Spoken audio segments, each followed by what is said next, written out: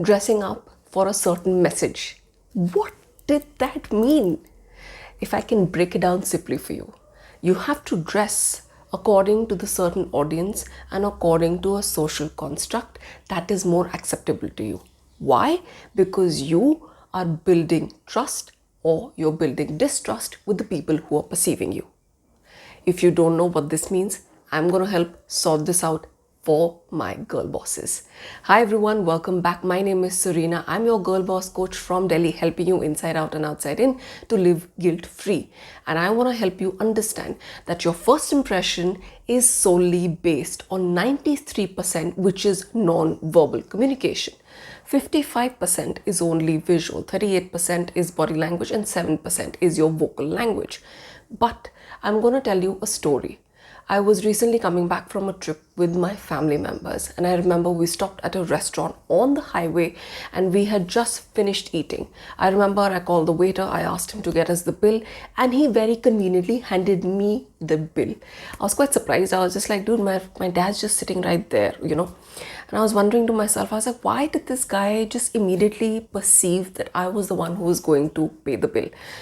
It actually had to come from a lot of factors. One, I was in the leadership position because I was the one, calling out all the shots. I was making all the arrangements for the food. I was telling them what we all wanted. I was the one who was taking it as a leader. But I also realized it was the way I was dressed up. I was dressed up ready to know that I was going to take the call even for the bill. So it wasn't about that just because my dad was there or just because my parents were sitting there that, they were the ones who were going to pay for it.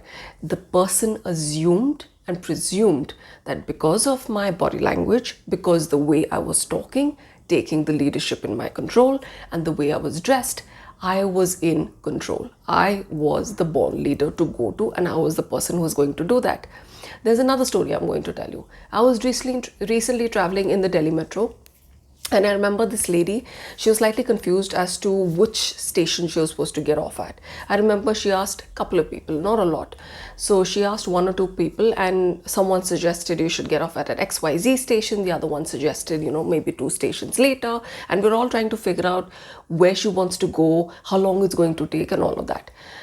So she decided, obviously, after hearing everyone's opinion, she decided to take one opinion or one advice over the other. I wanted to understand why in that entire jargon and of understanding of opinions coming in and answers coming in, one felt like she could trust them more compared to the other one. And I started going back into, again, the social construct of how people are behaving and how people are dressing up. Again, I'm going to bring you back. Your first impression is 55% is visual. It's very important for you to realize if you want to have someone listen to you, if you want to have people hear out your story, if you want to have people build trust with you, you need to dress according to a certain message. Now, these messages change as per occasion, as per the audience, and who's going to be perceiving you. As much as I hate telling you that we don't need to judge and we should avoid judging, it's something that's part of our DNA culture. We're born with it and we always have it. This judgment factor always comes. And I do believe that a lot of it is based out of the, the research and the stereotypical understanding that we have learned over time in the conditioning. So all of that put together, you need to understand people are categorizing you into compartments that work for them where they can build trust with you. So on a non-verbal communication, you need to build trust. If you need to build trust, you need to dress for the message. If you need to understand what message, you need to get your hand on this free guide that's going to be in the description. But I'm going to tell you another tip. You need to understand, other than your audience, if you want to be a little more respectable, you want to elevate your entire style, you need to work with tailored outfits and not make sure that your entire wardrobe is just full. It's extremely difficult to maintain a wardrobe that has everything all over the place. Work with quality clothes, small set of clothes that work together in a cluster that you can maintain and that fit well. Can I tell you one thing? Having less number of clothes that fit well is going to give you versatile options later. So make sure you always have a tailor on board. But if you're someone who always has a very drastic weight journey, or who's currently in the journey of losing weight, you need to have a tailor on board even for the things that you pick up off the rack in the sales or in your shopping sprees. So you need to understand, irrespective of what you're picking up, a good fit is going to get you more trust from other people, and they're going to perceive you differently.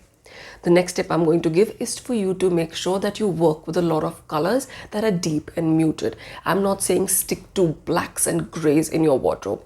Definitely work with your browns, work with your tans, work with your olives, work with your navies, work with your maroons, your rubies, work with your mustards, work with colors that work in the deep muted category rather than the light muted category. You want to work with colors where you want to subdue the entire overall look, where it doesn't come across as flimsy and fun, right? And you want to have someone listen to you, gain that respect, gain that perception that you are a credible person. If you want to know more about personal style and you want to elevate to your girl boss persona in 2023, make sure you like, subscribe, and you comment down below that you are interested.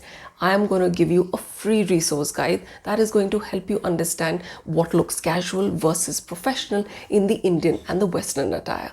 So make sure you get your hands on that free resource in the comments below.